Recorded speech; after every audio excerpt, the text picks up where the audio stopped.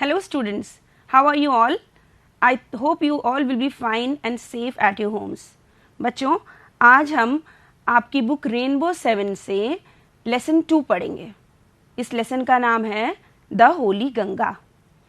बच्चों, आपने अपने जीवन में कोई ना कोई रिवर तो देखी ही होगी.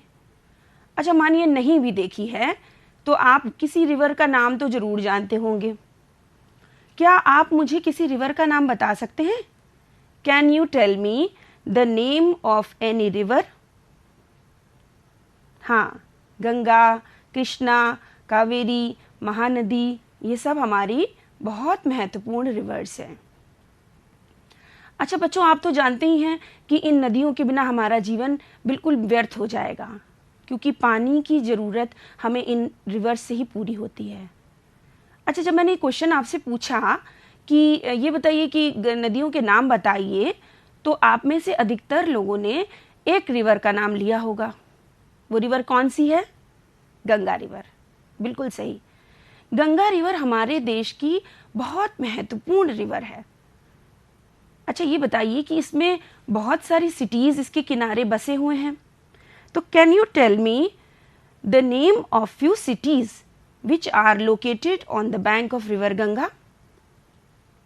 हाँ, कानपुर, प्रयागराज, पटना, हरिद्वार, ये सब सिटीज़ जो हैं हमारी गंगा नदी के किनारे बसे हुए हैं. बच्चों, क्या आप पूरी जर्नी के बारे में, गंगा की पूरी जर्नी के बारे में जानते हैं? नहीं जानते? Okay, don't worry.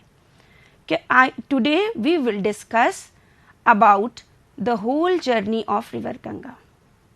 ओके, लेकिन हम ये पाठ शुरू करें इससे पहले एक छोटा सा वीडियो देखते हैं.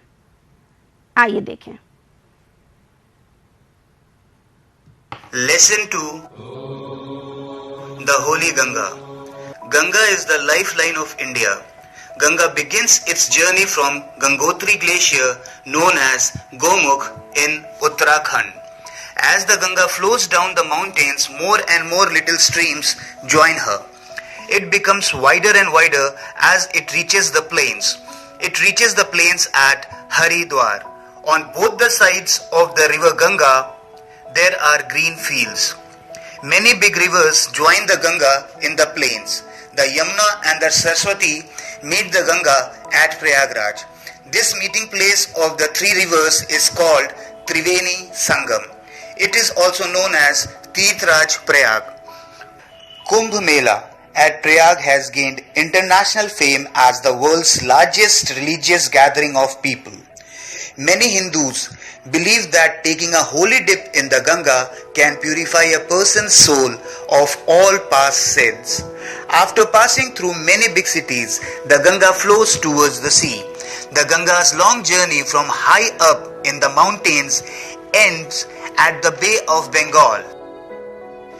This place where the Ganga joins the sea is called the Ganga Sagar. तो बच्चों, कैसा लगा आपको वीडियो? अच्छा था ना? It was very nice video. इसमें हमने क्या देखा कि गंगा नदी पहाड़ों से निकलती है और टाइनी टाइनी स्ट्रीम्स होती हैं, पतली धाराओं की तरह. और कहाँ से निकलती है? गोमुख से निकलती है. और गोमुख क्या है? केव है. अभी हम आगे पढ़ेंगे कि केव क्या होता है. ठीक है. तो इस तरह से हमें गंगा नदी फिर धीरे धीरे मैदानों में पहुंची और वहां पर हरिद्वार में मैदानों में पहुंचती है. वहां पर कुंभ मेला लगता है. आपने कुंभ मेले का नाम भी सुना होगा.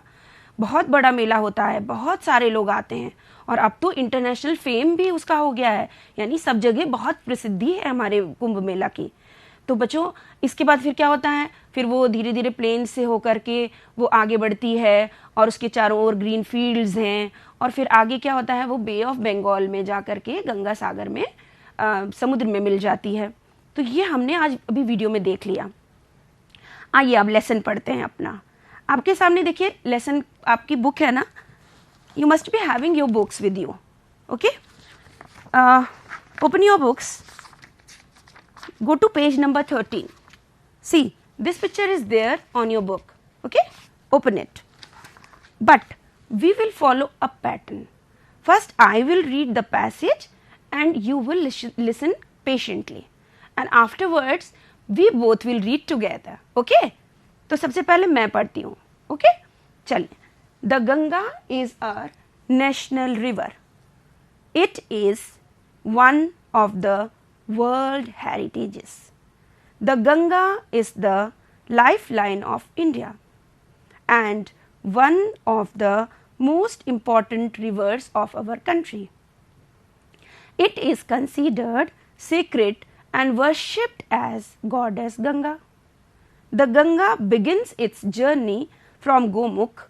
Gomukh is a cave made of ice in the Himalayas. The ice melts and the water flows out as a tiny stream. I think there are many difficult words in it. Do you find them? Let's together find these difficult words. One is heritages, lifeline, sacred, worshipped, journey, cave, melts, stream. Is it all? I think I have marked many difficult words. Okay, let's move. I have written these words on a separate paper. देखिए, मैंने लिख दिया है ना, heritages, lifeline, sacred, worshipped, journey, cave, melt और stream. अब एक एक करके हम इनको डिस्कस करेंगे, ठीक है बच्चों। पहला वर्ड है heritage. आपकी स्क्रीन पर देखिए एक पिक्चर आ रही है। What do you see in this picture? Lal Qila, Qutub Minar, Taj Mahal, है ना। You can see this pictures in this screen. ये क्या है? हमारी हेरिटेज बिल्डिंग्स हैं, यानी कि हमारे पूर्वजों ने इन बिल्डिंग्स को बनाया था और हमें विरासत में दिया, यानी हमें अब इन बिल्डिंग्स की केयर करनी हमें चाहिए, हमें इनका संरक्षण करना चाहिए। तो हमें हेरिटेज का मतलब इससे पता चल गया। हेरिटेज का क्या मतलब हुआ बताइए बच्चों? विरासत। वेरी गुड, ये देखिए विरासत। Okay, next word life line. Life line तो बहुत इजी है। कैसे?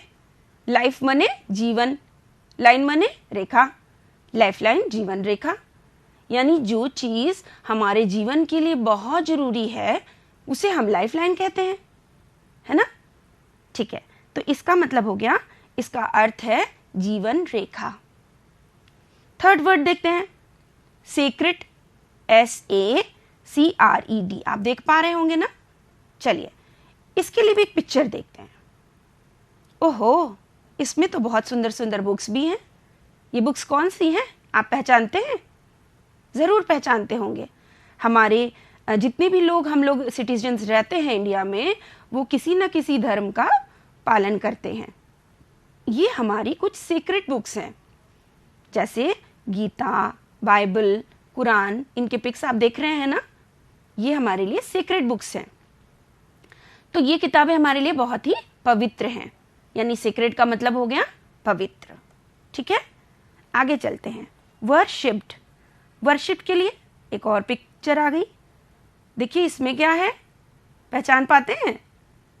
हाँ, बिल्कुल सही, ये तो भगवान है। बहुत सारे गॉड्स हैं इसमें, और इनकी हम क्या करते हैं? पूजा करते हैं, यानी वर्शिप करते हैं। यानी इसका मतलब हो गया वर्शिप्ड मतलब पूजा की। अब यहाँ पे एक चीज ध्यान दीजिएगा, क्योंकि वर्शिप्ड है, वर्शिप्ड मतलब पास्ट टेंस, पास्ट टेंस हो जाने से मैंने इसको पूजा की बोला है। ठीक है, चलिए आगे चलें।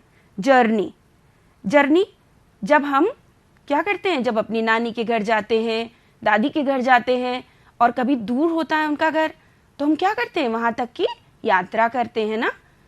जैसे बस से जाएंगे, अगर दूर होगा तो ट्रेन से जाएंगे, अगर पास होगा तो मोटरसाइकिल से भी जा सकते हैं। तो इस तरह से हम वहां तक की जर्नी करते हैं, यानी जर्नी माने यात्रा। अब अगला वर्ड क्या है? केव। देखिए एक पिक्चर और आ गई आपकी स्क्रीन पर। इसमें क्या बना हुआ है? देखिए एक माउंटेन है, और माउंटेन के अंदर थोड़ा सा पैसेज है। दिख रहे हैं ना? पैसेज दिख रहा है ना? अब ये पैसेज कैसे? इसके अंदर जैसे आप कुछ ऐसे पैसेजेस होते थे जिसमें लोग रह भी पाते थे, बहुत सारे पूर्वज हमारे जब थे तो घर नहीं बना पाते थे, पहले बहुत पहले की बात है, जब घर नहीं हुआ करते थे तो आदमी कहाँ रहता था? इस तरह की गुफाओं में रहता था। यही जब बड़े पहाड़ों में होता है तो ये इसमें बर्फ भरी होती है और इन्हीं से ये आइस मेल्ट होती है और मेल्ट होकर के वो नदियों का रूप ले लेती है। पहले छोटी छोटी धाराएं बनती हैं और वो मिलकर बड़ी नदी बन जाती है। तो केव का मतलब क्या हो गया? गुफा। ठीक है, अब अगला वर्ड देखते हैं, मेल्ट। अरे ये कौन सी पिक्चर आई? ये लगता है आपको सबको पसंद आता होगा। क्या है ये? आइसक्रीम। सबको मजा आ गई ना देखकर? आइसक्रीम हमें सभी को, अधिकतर को अच्छी लगती है ना? लेकिन मान लीजिए आइसक्रीम हम ले भी आए और उसके बाद भी हम उसे खा ना पाए, थोड़ी देर रखी रहने दें तो क्या होगा? पिघलने लगेगी, है ना? तो इसको मेल्ट कहते हैं। ये मेल्ट होने लगती है, यानी पिघलना। मेल्ट मतलब पिघलना। ठीक, चलिए अगला वर्ड देखते हैं, स्ट्रीम। इसके लिए एक और पिक्चर आ गई। आप देख रहे हैं पहाड़ जैसा बना हुआ है और वहां से पतली पतली धाराएं निकल रही हैं, है ना? ये क्या है? स्ट्रीम्स हैं, जो मैं अभी तक आपको बता रही थी कि पतली धारा यानी स्ट्रीम। ठीक है, तो बहुत सारी छोटी छोटी धाराएं मिलकर बड़ी नदी बनाती हैं। आइए आगे चलते हैं। अब हमें इस पैसेज का मतलब समझना है। ठीक है, the Ganga is our national river. Ganga हमारी राष्ट्रीय नदी है। ठीक है, गंगा हमारी राष्ट्रीय नदी है। You have to read with me, okay? Open your books and put your finger on that particular word which I am reading, okay? It is one of the world heritages. यानी क्या मतलब हुआ इसका? It माने यह है, one of the एक, है ना? World यानी संसार के, heritages यानी विरासतों में से एक है। ठीक है, The Ganga is the life line of India. यहां तक पढ़ते हैं क्योंकि ये बड़ा लंबा सेंटेंस है ना, थोड़ा थोड़ा करके पढ़ेंगे। द गंगा इज है, गंगा है, लाइफ लाइन यानी जीवन रेखा, ऑफ इंडिया। इंडिया माने हमारा भारत देश, तो भारत देश की जीवन रेखा है गंगा। एंड और one of the most important rivers of our country, है ना? वन ऑफ द यानी एक, मोस्ट इंपॉर्टेंट सबसे ज्यादा, इंपॉर्टेंट माने जरूर महत्वपूर्ण होता है और मोस्ट माने सबसे ज्यादा। नदियों में से हमारी कंट्री की, आवर कंट्री हमारी कंट्री, हमारे देश की सबसे ज्यादा जरूरी नदियों में से एक है। बन गया ना? कितना इजी था? आगे देखते हैं। It is considered sacred. अभी हमने मीनिंग पढ़ा है सेक्रेट का, है ना? तो हमें ये पवित्र मानी जाती है, यह पवित्र मानी जाती है। हो गया? And worshipped as goddess Ganga. Worshipped भी अभी पढ़ा था, क्या था बताइए? पूजा की। Very good. तो गॉडेस माने होता है देवी और गंगा मतलब होता है गंगा, है ना? तो गंगा देवी, और गंगा देवी की तरह पूजी जाती है। ठीक है, हो गया? The Ganga begins its journey from Gomukh. देखिए कितना इजी है। गंगा बिगिंस माने शुरू करती है, तो सबको पता है। जर्नी अभी हमने बताया भी था, है ना? यात्रा। ठीक है, फ्रॉम गोमुख, गोमुख एक जगह का नाम है, भी बताया था। ठीक, तो गोमुख से अपनी यात्रा शुरू करती है। हो गया?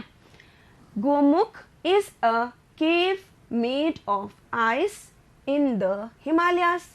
अब देखिए गोमुख आ गया, क्या चीज है गोमुख? गोमुख इज अ केव। गोमुख क्या है? केव है, यानी गुफा है। ठीक है, मेड ऑफ आइस, किससे बनी हुई है? आइस से। हाँ, इन द हिमालयास। हिमालयास हिमालय पर्वत। अब जानती हैं पर्वत, ऊंचे ऊंचे पर्वत होते हैं, वहां पर तो पूरी बर्फ ही बर्फ होती है। तो वहां पे जो केव है वो गोमुख है उस जगह का नाम, और उसमें बर्फ ही बर्फ है भरी हुई, तो इसलिए वो मेड ऑफ आइस है। The ice melts. Ice melts यानी हाँ पिघल जाता है, आइस मेल्ट होती है यानी बर्फ पिघलती है। And the water flows out as a tiny stream, और जो वाटर है फ्लोज आउट बह के निकलता है ना, बाहर आएगा, केव से तो बाहर आएगा ना, फ्लोज आउट बाहर बहकर आता है। एज अ टाइनी स्ट्रीम यानी पतली धारा की तरह, यानी जो बर्फ है वो पिघलती है और पतली धारा की तरह बहकर बाहर आती है। ठीक है, अब इसका मतलब आपको ये पूरा पैसेज समझ में अच्छी तरह आ गया है। अब हम कुछ क्वेश्चंस करेंगे इस पे, ठीक है, आप उसके उत्तर देंगे ना? ठीक है, कोशिश करिएगा। My first question is which is the national river of India? बताइए, which is the national river of India? Easy तो है? हाँ, कौन बता रहा है? Very good, Ganga is the national river of India. देखिए कितना इजी था, है ना? चलिए दूसरा प्रश्न पूछूं। Where does Ganga begins its journey from? अब इसमें तो बहुत इजी ये भी लग रहा होगा। गंगा अपनी यात्रा कहाँ से शुरू करती है? बताइए कहाँ से शुरू करती है? हाँ, very good, Ganga begins its journey from Gomukh. कहाँ से शुरू करती है? गोमुख से शुरू करती है। तो बहुत अच्छे से आपने आंसर्स दिए आज, है ना? बहुत इजी भी थे। अभी आप अपने बुक में जब पढ़ेंगे ना, जब क्लास के बाद पढ़ेंगे ना, आपको और भी बहुत सारे क्वेश्चंस मिलेंगे और आप उनको भी बहुत आसानी से कर पाएंगे। चलिए फिर आगे चलते हैं, आगे थोड़ा सा बढ़े। ठीक है, अब आगे का देखिए पढ़ते हैं, वही पैटर्न फॉलो करेंगे। First I will read and you will listen carefully. Afterwards we both will read together and try to find out the meaning. Fine, okay, चलिए मैं पढ़ूं। As the Ganga flows down the mountains, more and more little streams join her. Thus, the Ganga becomes bigger and bigger. It flows down the mountains very fast. It becomes wider and wider as it reaches the plains. ठीक है? It reaches the plains at Haridwar. In the plains, it flows through many villages and towns of India. On both the sides of river Ganga, there are green fields. ठीक है? Okay, let me find difficult words from it. I don't think there are any difficult words. All the words are familiar to us, na? Okay. अगर आपको कोई difficult word फिर भी लगता है तो आप अपने घर में किसी बड़े से भी पूछिएगा, ठीक है? चलिए अब इसका मीनिंग निकालते हैं। हाँ, as the Ganga flows down the mountains, more and more little streams join her. थोड़ा लंबा सेंटेंस है लेकिन आ जाएगा, देखिए कैसे आएगा।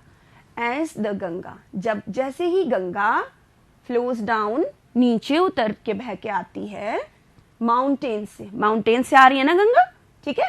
तो माउंटेन यानी पर्वतों से जब गंगा नीचे बहकर आती है, मोर एंड मोर, ज्यादा से ज्यादा, लिटिल स्ट्रीम्स, छोटी छोटी धाराएं, जॉइन हर, उसको जुड़ जाती हैं, उसमें जुड़ जाती हैं। ठीक है, इसका मतलब क्या हो गया?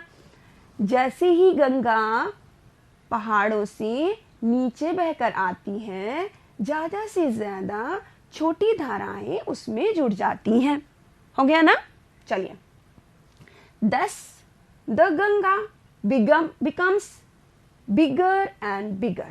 thus माने इस तरह से, ठीक है? गंगा बन जाती है bigger and bigger, bigger and bigger, और बड़ी बन जाती है, ठीक है? It flows down the mountains very fast. यह क्या होता है? flows down.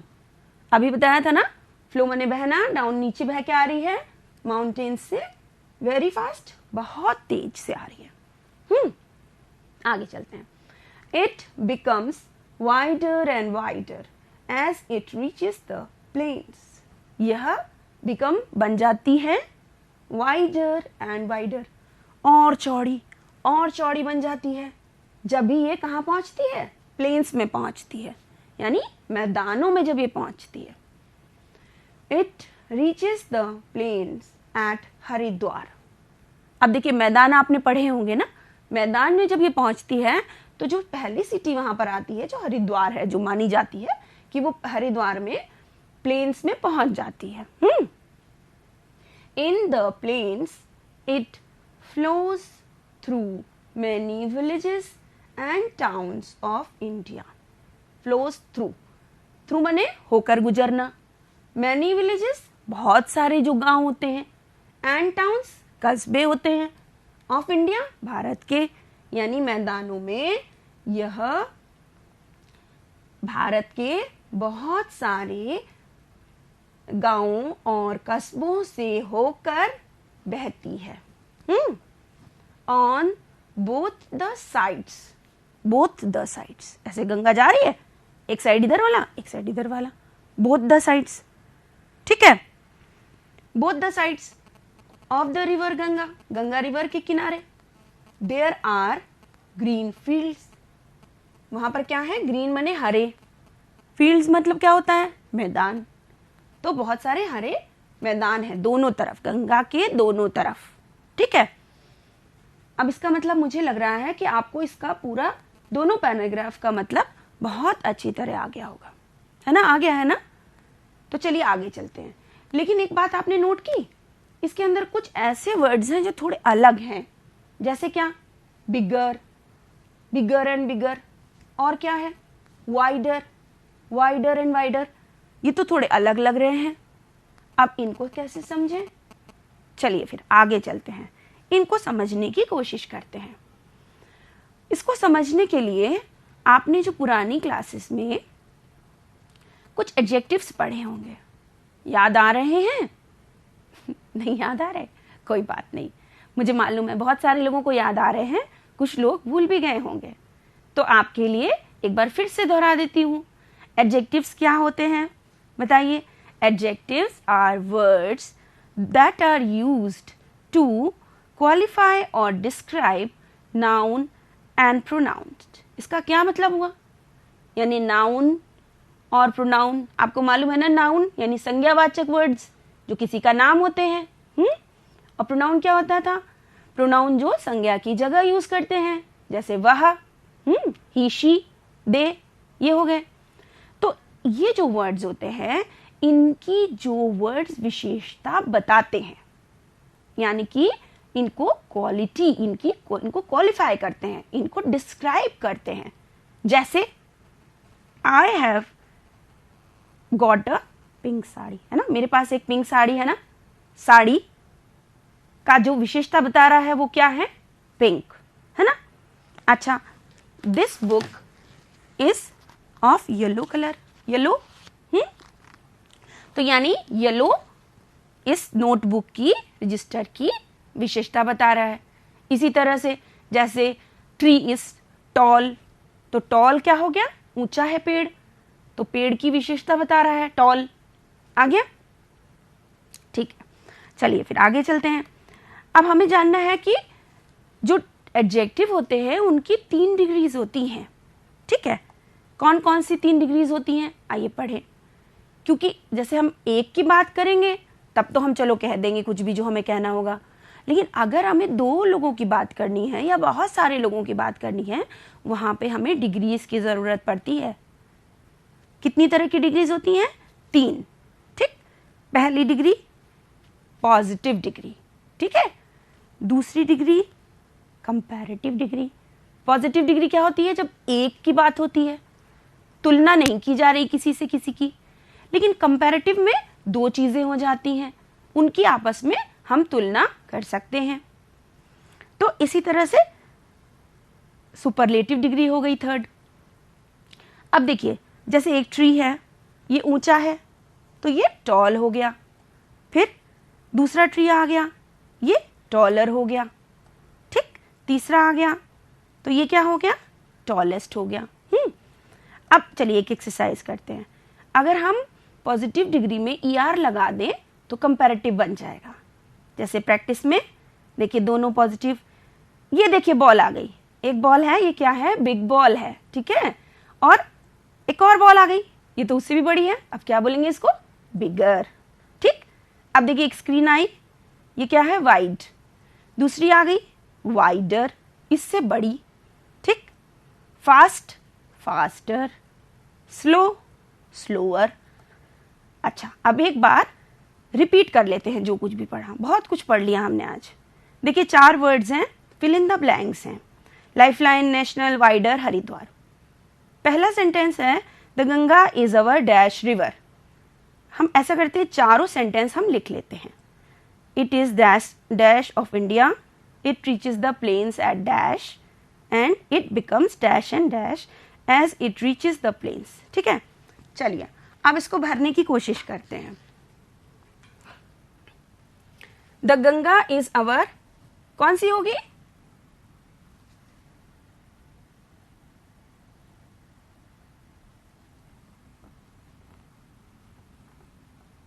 नेशनल रिवर, ठीक है।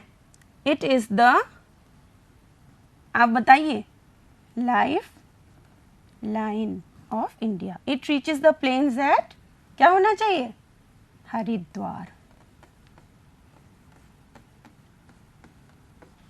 फिर it becomes, very good, wider and wider, ठीक है। इस तरह से हमने फिल इन द ब्लैंक्स भर लिया। अच्छा, आज हमने बहुत कुछ पढ़ा है तो उसका असाइनमेंट भी उसी तरह से होगा ही। बताइए क्या क्या पढ़ा हमने। हमने यहाँ पर पढ़ा था, गंगा नदी के बारे में पढ़ा था कि गंगा नदी कहाँ से निकलती है, कहाँ पे जाती है, फिर गोमुख से निकलती है। तो अभी जो हम असाइनमेंट आपको देंगे वो आपको गंगा नदी के बारे में ही लिखना है।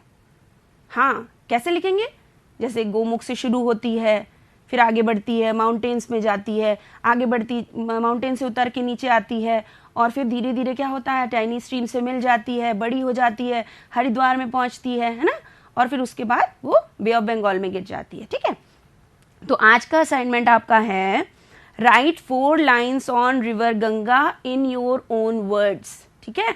आपको अपने वर्ड्स में गंगा नदी के बारे में लिखना है, ठीक है। लिख लेंगे ना, इतने अच्छे से हमने पढ़ा है, आप जरूर लिख लेंगे।